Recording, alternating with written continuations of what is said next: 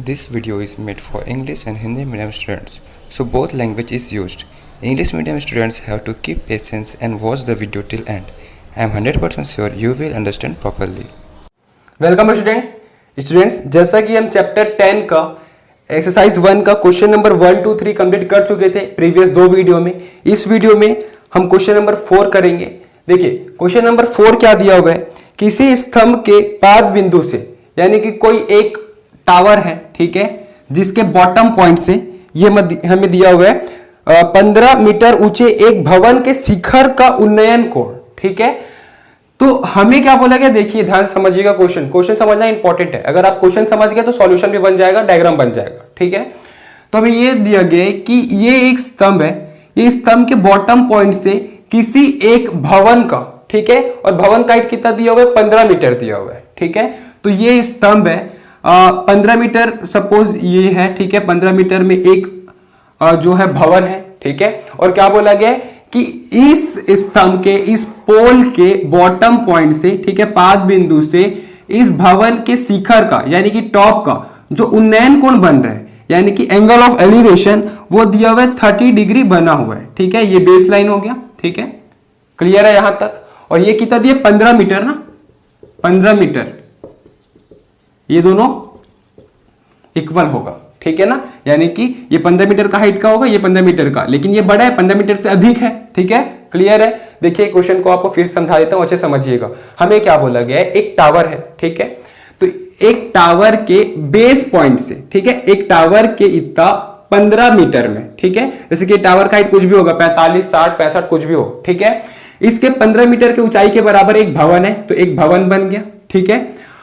और इस भवन से अगर ये पॉइंट का मैं एंगल ऑफ एलिवेशन देखूं, तो इस पॉइंट से इस भवन का एंगल ऑफ एलिवेशन देखूं, उन्नयन कोण तो 30 अंश का दिया हुआ है। यहां तक का क्वेश्चन कंप्लीट हुआ है, ठीक है। फिर आगे क्या दिए, 30 डिग्री तथा भवन के पाद बिंदु से, तो भवन का ये बॉटम पॉइंट ये दिया हुआ है, से स्तंभ का, यानी कि इसका शिखर पॉइंट, तो इसका एंगल ऑफ एलिवेशन अब दिया हुआ है, इसका एंगल ऑफ एलिवेशन कितना दिया, 60 डिग्री, उन्नयन कोण 60 डिग्री दिया हुआ है।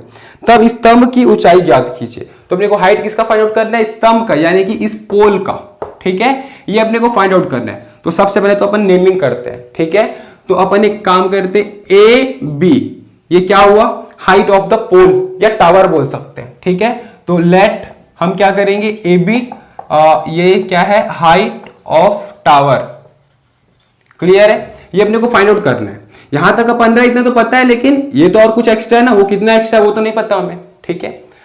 तो ये अपने को फाइंड आउट करना है, ए बी, जो कि अपने को फाइंड आउट भी करना है, ठीक है। और क्या है, हमें एंगल ऑफ एलिवेशन दिया हुआ है, ठीक है, ये भवन दिया हुआ है, तो भवन, तो इसको मैं नाम दे देता हूं, ए बी हो गया, सी डी कर देता हूं, सपोज ये सी और ये डी, क्लियर है। तो वहां पे सी डी क्या है, सी डी वो होगा height of the, English medium वाले देख लेना बुक में क्या दिया हुआ है, इसे हिंदी में क्या दिया, भवन दिया है, यानी कि हम यहां पे लिखेंगे भवन की ऊंचाई। देखिए यहाँ पे कंफ्यूज मत होना हिंदी मीडियम इंग्लिश मीडियम करके, ये क्योंकि इंग्लिश मीडियम हिंदी मीडियम यहाँ पे बैरियर नहीं है, हिंदी इंग्लिश बैरियर नहीं है, मैथ आपको कॉन्सेप्ट समझ में आना चाहिए, ठीक है ना। तो भवन की ऊंचाई दिया हुआ है सी डी। अब अपने को फाइंड आउट क्या करना है भाई, ए बी फाइंड आउट करना है। कैसे फाइंड आउट हो पाएगा, देखिए इससे पहले जो भी क्वेश्चन करते थे ना, वहां पे सिर्फ एक ही ट्रायंगल दिया रहता था, एक ही त्रिभुज दिया रहता था, राइट एंगल ट्रायंगल। यहाँ पे दो दिया हुआ है, देखिए ध्यान से, 2 ट्रायंगल दिया हुआ है। कौन कौन सा दिया हुआ है, 2 राइट एंगल ट्रायंगल। पहला तो है भाई ए बी सी, देखिए A B C, a right angle triangle हो गया एक, दूसरा बी सी डी, जिसका 90 डिग्री यहां पे बन रहे, ठीक है ना। तो 2 राइट एंगल ट्रायंगल बन रहे। अपने को फाइंड आउट क्या करना है, ए बी। तो ए बी फाइंड आउट करना है, तो कौन सा राइट एंगल ट्रायंगल में आ रहा है, ए बी सी में। अब देखते हैं ऐसा फाइंड आउट हो पाएगा क्या। तो अगर हम देखें तो ये फाइंड आउट करना है, और ये थीटा भी दिया है। चलो इस ट्रायंगल के लिए ये फाइंड आउट करना है अपने को, कर्ण हाइपोटेनस फाइंड आउट करना है, एक थीटा भी दिया है। एक अगर किसी का लंबाई दिया रहता, बेस या हाइपोटेनस दिया रहता, तो अपन फाइंड आउट कर लेते यार इसको। तो कैसे करेंगे, तो देखो ये जो बेस है ना, वो दूसरे ट्रायंगल से कॉमन है। अगर आप देखोगे तो सेकंड ट्रायंगल क्या है, बी सी डी, और वही बेस इसके लिए भी है, मतलब ये बेस दोनों के लिए कॉमन है। देखो इस ट्रायंगल के लिए भी यही बेस है, आधार है, इस ट्रायंगल के लिए भी यही बेस है, आधार है, ठीक है ना, समझ में आ रहा है। तो हम क्या करेंगे, सबसे पहले तो दूसरे ट्रायंगल से हम ये बेस को निकाल लेंगे, जो कि फिर इस वाले ट्रायंगल से काम आएगा, फाइंड आउट करने के लिए। क्लियर है ना, समझ में आ रहा है? तो देखिए सबसे पहले हम क्या करेंगे, सेकंड ट्रायंगल जो दिया है ना BCD, फ्रॉम ट्रायंगल BCD ये बेस फाइंड आउट कर लेंगे। हमें परपेंडिकुलर दिया हुआ है 15 मीटर का, तो परपेंडिकुलर और बेस tan थीटा, ठीक है। तो हम क्या लिखेंगे, tan theta equal to perpendicular by base, लंब बटे आधार। लंब क्या दिया है 15 और बेस क्या दिया अपने को फाइंड आउट करना है BC और tan थीटा। तो थीटा कितना दिया है, ध्यान रखिएगा जो इस ट्रायंगल में जो थीटा है उसी को लेना है, 60 को नहीं ले सकते क्योंकि 60 तो इसके लिए है, इसके लिए तो 30 है, ठीक है। तो 30 डिग्री। क्लियर है। अब tan 30 क्या होता है, 1/√3 होता है, तो ये क्या हो जाएगा 1/√3 equal to 15 upon BC। Clear है। तो क्रॉस मल्टीप्लाई हो जाएगा, BC का वैल्यू आ जाएगा, तो BC equals to 15 into √3 metre. तो यहां से BC का वैल्यू आ गया। BC क्या था, ये आधार था, 15√3 मीटर ये आ गया। ये तो अपने को फाइंड आउट नहीं करना था, ठीक है, अपने को फाइंड आउट ये करना है, लेकिन ये मिलने के लिए ये मिलना जरूरी था, इसलिए अपने को फाइंड आउट किए, ठीक है। अब भैया ये बेस आ गया, ये परपेंडिकुलर फाइंड आउट करना है, एक थीटा दिया हुआ है, आराम से मिल जाएगा। देखो एक एंगल दिया है और एक दूरी दिया हुआ है, दूसरा आराम से मिल जाएगा, ठीक है ना, जो कि पिछले क्वेश्चन 1 2 3 में किए हुए हैं, ठीक है। तो हम क्या करेंगे, अब फ्रॉम ट्रायंगल BCD काम तो हो गया, अब ABC का काम करते हैं। तो हम यहां पे क्या करेंगे, फ्रॉम ट्रायंगल ABC। तो ABC से देखिए क्या दिया हुआ है, ये अपने को फाइंड आउट करना है, यानी कि परपेंडिकुलर फाइंड आउट करना है, बेस। तो परपेंडिकुलर और बेस का रिलेशन अगेन tan थीटा, ठीक है।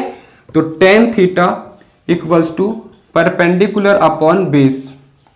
थीटा का वैल्यू क्या दिया, देखो बड़ा ट्रायंगल में थीटा का वैल्यू क्या है 60 डिग्री, तो tan 60 डिग्री क्या होता है √3 होता है। परपेंडिकुलर कितना दिया है, यहां पे अगर हम चाहे इसको तो ऐसा भी लिख सकते हैं, 15 प्लस x भी लिख सकते हैं, बट चलो ये 15 को हम नहीं मानते, हम सिर्फ इसको AB लिख लेते हैं पूरा होल, ठीक है। तो AB अपॉन बेस, तो बेस कितना दिया है, बेस अपन फाइंड आउट किए अभी, BC कितना 15√3। क्लियर है, इसको क्रॉस मल्टीप्लाई कर देते हैं, ठीक है। तो क्या हो जाएगा, tan 60 डिग्री इक्वल टू √3 होता है, तो √3 से साथ मल्टीप्लाई हो जाएगा, ठीक है। तो 15√3, tan 60 का वैल्यू √3 बराबर AB, ये हो जाएगा √3 गुना √3 3 हो जाएगा, 15 तिया 45, यानी कि AB बराबर 45 मीटर आ गया, ठीक है। और AB क्या था, AB था हाइट ऑफ टावर, जो कि फाइंड आउट करना था। तो हम क्या लिखेंगे, hence the height of tower will be 45 metre. Clear है ना।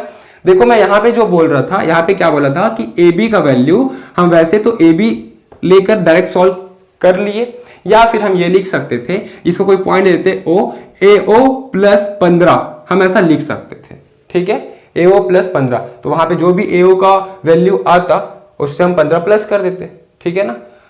खैर वो कॉन्सेप्ट छोड़ दो, अभी जो मैं आपको बताया उसको आप ध्यान दीजिए, ठीक है। जो AB है उसको हम अननोन ले लिए, यहां पे कोई पॉइंट लेने की जरूरत नहीं पड़ा। क्लियर है। तो यहां से हम height of the tower find out कर लिए। क्लियर है। ये वीडियो अगर आपको समझ में आया तो लाइक करिएगा वीडियो को, और इसे आप लोग नोट कर लीजिए। अब देख लेते हैं क्वेश्चन नंबर 5। देखिए प्रश्न क्रमांक 5 क्या दिया हुआ है, दो मीनारों के बीच की 37 दूरी, ठीक है, यानी कि वर्टिकल डिस्टेंस दिए दो टावर के बीच। तो सपोज एक टावर ये हो गया और दूसरा टावर ये हो गया, ठीक है। ये दोनों के बीच वर्टिकल डिस्टेंस दिया है, यानी कि ये दूरी दिया है, कितना है ये दूरी दोनों के बीच का, 120 मीटर का दूरी है, ये हमें दिया हुआ है, ठीक है। दूसरी मीनार के शीर्ष से देखने पर प्रथम मीनार का शिखर। तो सबसे पहले तो अपन डिसाइड कर लेते हैं कि कौन सा फर्स्ट मीनार है, कौन सा सेकंड। तो अपन एक काम करते हैं, फर्स्ट टावर ये हो गया और सेकंड टावर ये हो गया। क्लियर है। अब देखिए क्वेश्चन समझिए क्या दिया है, दूसरी मीनार के शीर्ष से देखने पर, तो दूसरा मीनार का यानी कि ये इसके शीर्ष यानी कि टॉप, इसके शीर्ष से देखने पर प्रथम मीनार का शिखर, यानी कि इसके टॉप से इसके टॉप को देखने पर एंगल ऑफ एलिवेशन बनता है, उन्नयन कोण कितना 30 डिग्री का। तो ये हो गया 30 डिग्री। ये एंगल ऐसे नहीं बनेगा ना, ये एंगल ऐसा बनेगा क्योंकि बेस लाइन ये होता है 0 डिग्री का, ठीक है। तो ये हमें 30 डिग्री दिया होगा, ठीक है। फिर क्या दिया, यदि दूसरी मीनार की ऊंचाई यानी कि ये दूसरी मीनार की ऊंचाई 40 मीटर है, तो इसका ऊंचाई दिया हुआ है 40 मीटर, तो प्रथम मीनार की ऊंचाई ज्ञात कीजिए। तो ये फर्स्ट मीनार जो है इसका ऊंचाई क्या होगा, अपने को ये फाइंड आउट करना है। क्लियर हो गया क्वेश्चन। अब नेमिंग करते हैं सबसे पहले तो नेमिंग कर लेते हैं इसको। लेट सपोज फर्स्ट टावर का नाम दे देते हैं ए बी और सेकेंड टावर का नाम दे देते हैं सी डी। ठीक है, तो लेट सपोज ये सी डी। क्लियर है। अब हमें क्या फाइंड आउट करना है, अपने को फाइंड आउट करना है ये ए बी फाइंड आउट करना है। ठीक है ना, ए बी। तो ए बी कैसे फाइंड आउट कर सकते हैं, तो राइट एंगल ट्रायंगल तो सिर्फ यहाँ पे एक ही दिख रहा है। ठीक है, कौन सा दिख रहा है राइट एंगल ट्रायंगल, ये। तो यहाँ पे बिंदु को कुछ नाम देते हैं, लेट सपोज ओ नाम दे देते हैं। तो एक राइट एंगल ट्रायंगल है तो एक ही राइट एंगल ट्रायंगल पर वर्क होगा। ठीक है, और अगर हम देखें तो अपने को ए बी फाइंड आउट करना है, तो ए बी फाइंड आउट करना है तो ये एंगल दे दिया है, ये भी दिया है। कैसे दिया है, देखो जितना डिस्टेंस नीचे पर होगा, जितना डिस्टेंस नीचे पर व्हाइट बोर्ड का है उतना ही तो ऊपर में भी तो होगा ना। वैसे ही ये दो स्तंभ के बीच, दो पोल के बीच जितना डिस्टेंस नीचे पे होगा उतना ही इसके टॉप पर भी होगा, बीच पर भी होगा, है ना। तो क्या होगा, 120 मीटर ये दिया है, एक दूरी दिया है, एक कोण दिया है, ये फाइंड आउट हो जाएगा। अगर ये फाइंड आउट हो गया तो ये तो अपने को दिया हुआ है, क्या दिया हुआ है, ये और ये तो बराबर है ना भाई, ये सी डी और ओ बी तो बराबर है। देखो ये 40 मीटर का हाइट है और 40 मीटर से थोड़ा बड़ा है ये, तो थोड़ा बड़ा जो ये है थोड़ा वाला पोर्शन उसको तो हम ज्ञात कर लेंगे, फाइंड आउट कर लेंगे। और ये तो पहले से ऑलरेडी 40 मीटर है क्योंकि ये दोनों तो बराबर है भाई। क्लियर है ना, समझ में आ रहा है। तो इसको अपन फाइंड आउट करते हैं। कैसे फाइंड आउट करेंगे, देखो सबसे पहले तो अपन क्या लेट किए हैं, सबसे पहले हम ये किए कि ए बी इक्वल्स टू और सी डी इक्वल टू, ये हो गया फर्स्ट टावर, प्रथम मीनार, ये हो गया द्वितीय मीनार। ठीक है, तो फर्स्ट टावर सेकंड टावर हो गया, जिसका हाइट हमें दिया हुआ है। सी डी का हाइट कितना दिया हुआ है, 40 मीटर दिया हुआ है। और ये ए बी का 40 मीटर तो है ही है, ए बी का 40 मीटर तो है ही है, प्लस कुछ और है, और वो कुछ और क्या है, ए ओ है। तो ए ओ अपने को फाइंड आउट करना है। अगर ए ओ मिल गया तो 40 प्लस कर देंगे तो ए बी मिल जाएगा कंप्लीटली। क्लियर है यहां तक। अब देखो इसको कैसे फाइंड आउट करेंगे हम करेंगे, यहां पे लिखेंगे फ्रॉम ट्रायंगल। कौन सा ट्रायंगल है भाई, ए सी ओ, एक ही तो राइट एंगल ट्रायंगल है, उसी पे वर्क होगा।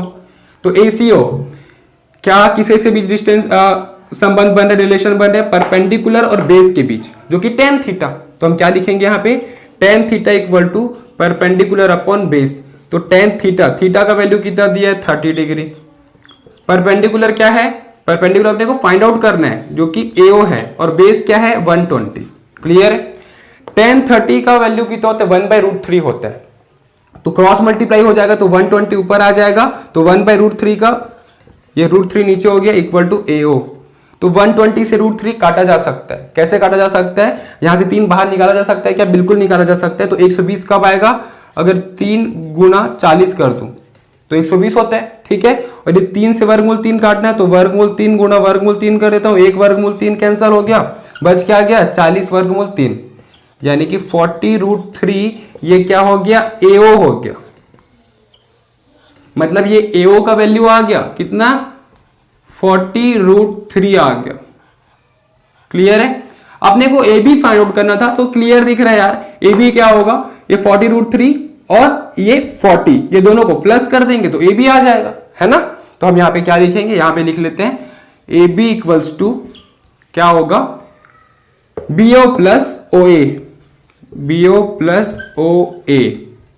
BO का वैल्यू कितना था 40 और OA का वैल्यू कितना निकाले 40 वर्गमूल 3, दोनों को प्लस कर देंगे। तो प्लस कैसे होगा, 40 40 80 80 वर्गमूल 3, ऐसा नहीं होगा। ठीक है ना, प्लस ऐसा नहीं होता।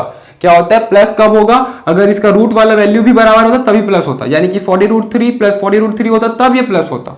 ऐसे में क्या होगा, ऐसे में ये इसका आंसर है। या फिर एक चीज और क्या कर सकते हैं, दोनों से 40 कॉमन ले सकते हैं, तो 40 कॉमन आ जाएगा तो क्या हो जाएगा 1 प्लस √3 मीटर। ठीक है, तो AB का वैल्यू आ गया यहां से, AB इक्वल टू क्या हो गया 40 in bracket 1 plus √3 metre. Clear है। और AB क्या है, ये है फर्स्ट टावर का हाइट। क्लियर है। तो इस प्रकार से बनेगा प्रश्न क्रमांक 4 और 5। अगर आपको समझ में आया तो वीडियो को लाइक करिएगा, चैनल को सब्सक्राइब करिएगा और जितना ज्यादा हो सके शेयर जरूर करिएगा। Thank you.